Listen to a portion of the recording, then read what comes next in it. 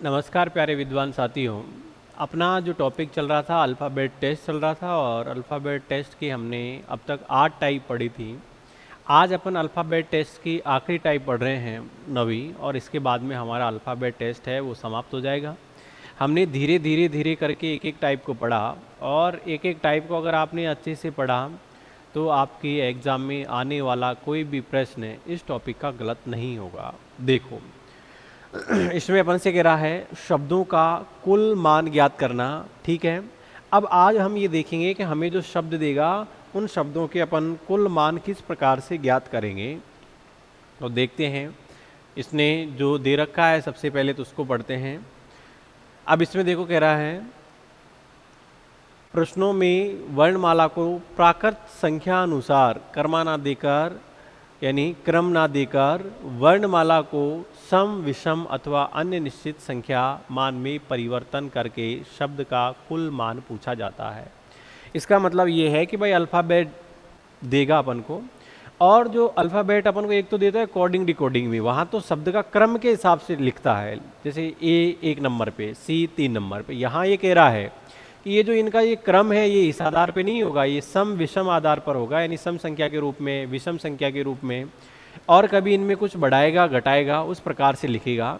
तो देखते हैं अपन कैसे इस प्रकार के प्रश्नों को हल करेंगे। बहुत ही आसान है, देखते हैं। देखो, सबसे पहले तो सम और विषम का देखते हैं कि सम और विषम स्थिति में ये शब्दों को कैसे लिखेगा। जैसे इसको देखो, प्रश्न नंबर 44 को, यदि अंग्रेजी वर्णमाला के सभी अक्षरों को सम संख्या में, यानी सम संख्या से निरूपित किया जाए तो इनका मान, अब देखो a बराबर ये लिख रहा है 2, b बराबर 4, डैश डैश का मतलब आगे भी यही है, तो c बराबर क्या लिखेगा ये, इस हिसाब से c बराबर यानी 6 लिखेगा। कितना लिखेगा? 6। फिर d बराबर 8।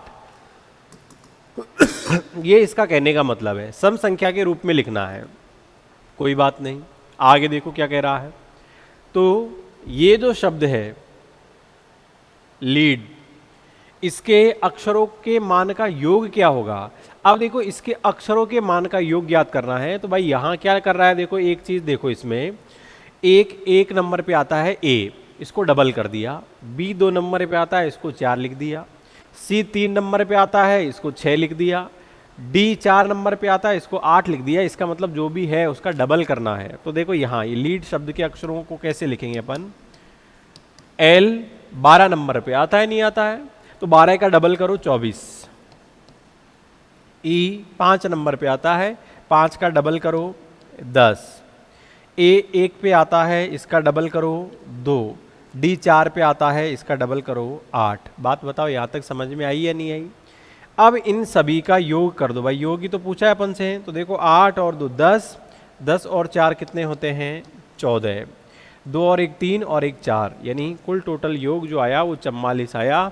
इसका मतलब ऑप्शन डी जो है वो हमारा आंसर होगा। बहुत ही आसान था, सम संख्या के रूप में इस प्रकार से दे, आपको कुछ नहीं करना, बस उसका आपको डबल कर देना है। क्या करना है? डबल करना है। चलो नेक्स्ट देखते हैं, अगला सवाल 45वां। अब यहाँ सम संख्या के रूप में नहीं लिखा है भाई, देखो कैसे लिखा है।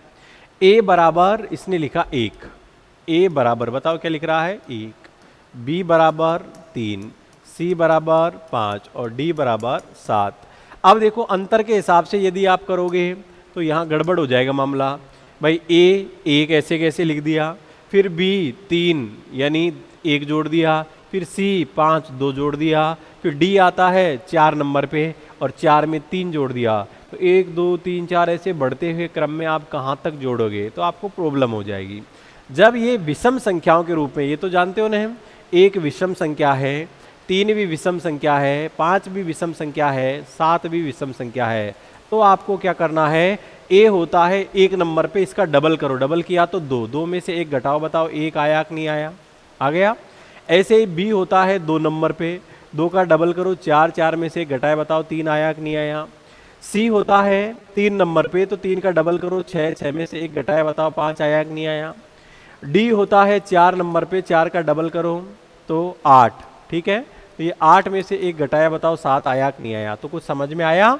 क्या आया कि डबल करना है और डबल करने के बाद उसमें से एक घटा देना है। तो देखो यहाँ इस प्रकार लिखा जाए तो बैट शब्द को किस प्रकार लिखा जाएगा।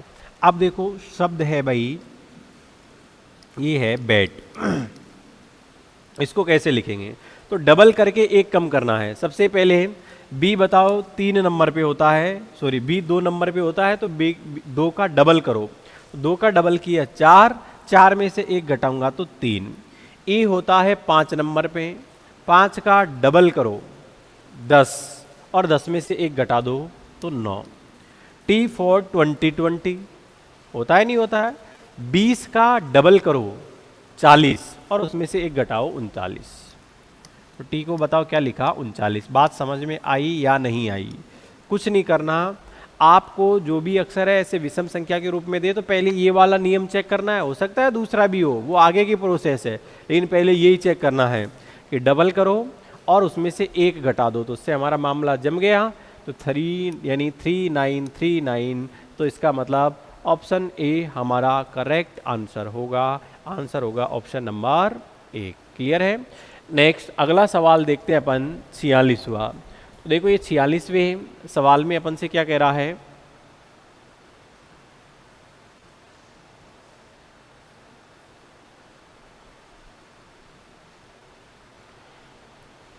इसमें अपन से कह रहा है सांकेतिक भाषा में 5 बराबर ए।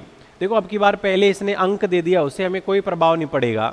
यानी 5 बराबर ये लिख रहा है ए को, 6 बराबर लिख रहा है बी को, और 7 बराबर लिखा इसने सी इत्यादि लिखा जाए तो अपन को बताना है 27, 21, 16 और 6 को किस प्रकार लिखा जाएगा। ठीक है। तो यहाँ देखो ये 5 में से कितना घटाऊं कि ए आ जाए, इसका मतलब अब डबल का तो मामला रहेगा नहीं। तो भाई इसने कम किया है, बताओ 4 कम किया है, इसमें से कितना कम किया है 4 कम किया है। चेक करो आगे तक, तो 4 कम किया। 6 में से बी, तो इसका मतलब बी 2 नंबर पे, इसमें भी 4 कम किया। 7 को लिखा इसने सी, तो 7 में से भी 4 कम किया, 3 नंबर पे सी आता है। इसका मतलब आपको बात समझ में आ गई होगी कि जो भी अंक दे रखे हैं उन सब में से 4 4 कम करने हैं। तो सबसे पहले तो 4 4 कम करो, तो 27 में से 4 कम करूंगा तो बताओ कितना आएगा 23। 21 में से 4 कम करूंगा तो 17। 16 में से 4 कम करूंगा 12। 6 में से 4 कम करूंगा 2। अब भाई 23 नंबर पे होता है डब्लू, 17 पे क्या होता है क्यू, एल फॉर 12 2 नंबर पे बी। तो W Q L B, option number C ये हमारा क्या है आंसर है। ठीक है। आप में भी जुनून तो आ ही गया होगा, क्योंकि इस टॉपिक की लास्ट टाइप चल रही है और लास्ट में तो स्पीड बढ़ जानी चाहिए। देखो, और ये हमारा जो टॉपिक है ये भी क्या हो गया है, समाप्त हो गया है। कौन सा टॉपिक था, अल्फ़ाबेट टेस्ट। ठीक, तो आज हमारा अल्फ़ाबेट टेस्ट जो है वो विधिवत रूप से समाप्त हो गया है। अगले टॉपिक की शुरुआत अपन अपनी अगली क्लास में करेंगे। तब तक आप सभी साथियों को प्यार भरा नमस्कार, धन्यवाद। ऐसे ही आगे भी पढ़ते रहिए। मिलते हैं।